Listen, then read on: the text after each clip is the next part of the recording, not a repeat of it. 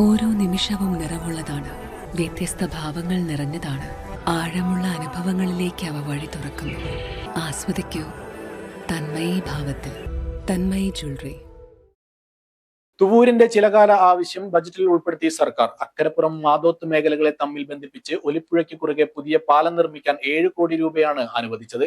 പുഴയിൽ വെള്ളമെത്തിയാൽ കോസ്വേ വെള്ളത്തിലാകുന്നതും ഗതാഗതം മുടങ്ങുന്നതും വലിയ ബുദ്ധിമുട്ടുകളാണ് തീർക്കുന്നത്. തുവൂരിലെ ജനകീയ ആവശ്യം ഏതെന്ന് ചോദിച്ചാൽ പ്രഥമ പരിഗണന മാതോത്തിൽ പാലം നിർമ്മിക്കണം എന്നതാണ്. ഒലിപ്പുഴയ്ക്ക് കുറുകെ നിലവിൽ 40 വർഷം മുൻപ് നിർമ്മിച്ച ഒരു കോസ്വേ മാത്രമാണുള്ളത്.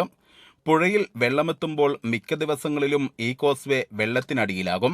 ഈ മാസം തന്നെ 2 തവണയാണ് കോസ്വേ വെള്ളത്തിലായത്. ഓരോ തിരഞ്ഞെടുപ്പ് കാലത്തും ജനം പ്രധാനമായും മുന്നോട്ട് വയ്ക്കുന്ന ആവശ്യവും ഈ പാലം വേണമെന്നതാണ്. ഇക്കഴിഞ്ഞ നിയമസഭാ തിരഞ്ഞെടുപ്പിലും നിലവിലെ റവന്യൂ വകുപ്പ് മന്ത്രി AP അനിൽകുമാർ നേരിട്ട പ്രധാന വിമർശനങ്ങളിൽ ഒന്നും ഈ പാലം തന്നെ. എടപ്പറ്റ തുവൂർ പഞ്ചായത്തുകളെ തമ്മിൽ ബന്ധിപ്പിച്ച് മാതോത്തിന് സമീപമുള്ള ചെറയക്കോട് വരെ പാലം നിർമ്മാണം തുടങ്ങിയിട്ടുണ്ട്. ഇത്തരം വിമർശനങ്ങൾക്കിടയിലാണ് മുഖ്യമന്ത്രി അവതരിപ്പിച്ച സംസ്ഥാന ബജറ്റിൽ 7 കോടി രൂപ അനുവദിച്ചത്. ഇത് തുവൂർ നിവാസികൾക്ക് ഏറെ ആശ്വാസം പകരുന്നതാണെന്നും സ്ഥലം MLA കൂടിയായ റവന്യൂ വകുപ്പ് മന്ത്രി AP അനിൽകുമാറിന് പ്രദേശവാസികളുടെ നന്ദി അറിയിക്കുന്നെന്നും ഗ്രാമപഞ്ചായത്ത് സ്ഥിരം സമിതി അധ്യക്ഷൻ പട്ടണം മുജീബ്, വാർഡ് അംഗം പുക്കുന്നൻ മാനു എന്നിവർ പറഞ്ഞു. പറഞ്ഞിട്ടുണ്ട്, എല്ലാ ആളുകളും ഒത്തൊരുമയോട് പറഞ്ഞിട്ടുണ്ട്.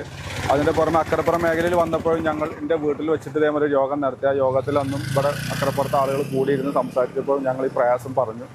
അത് 100% ഉൾക്കൊണ്ടുകൊണ്ട് അന്ന് തീർത്തും അന്ന് അനിൽകുമാർ സാർ പറഞ്ഞത് ഫസ്റ്റ് ബജറ്റ് തന്നെ ഭരണം കിട്ടുകയാണെങ്കിൽ ഈ പാലത്തിൻ്റെ പദ്ധതി വെക്കും, ഫണ്ട് വെക്കും തന്നെയാണ്. അത് 100% ഏറ്റെടുത്തും കൊണ്ട് ഈ പ്രദേശത്തെ ആളുകളെ പ്രശ്നങ്ങളും പ്രയാസങ്ങളും മനസ്സിലാക്കി അത് പൂവണിഞ്ഞു. അതിൽ വീണ്ടും ഞങ്ങൾക്ക് അനിൽകുമാർ സാറിനോട് ഒരുപാട് നന്ദിയുണ്ട്. തുടർന്നും ബാക്കി പ്രവർത്തനങ്ങളൊക്കെ ഉണ്ടാവും. അതോടൊപ്പം ഈ ബജറ്റിൽ നീലാഞ്ചേരി റോഡിനും 1 കോടി രൂപ തൂർ പഞ്ചായത്തിന് അനുവദിച്ചിട്ടുണ്ട്.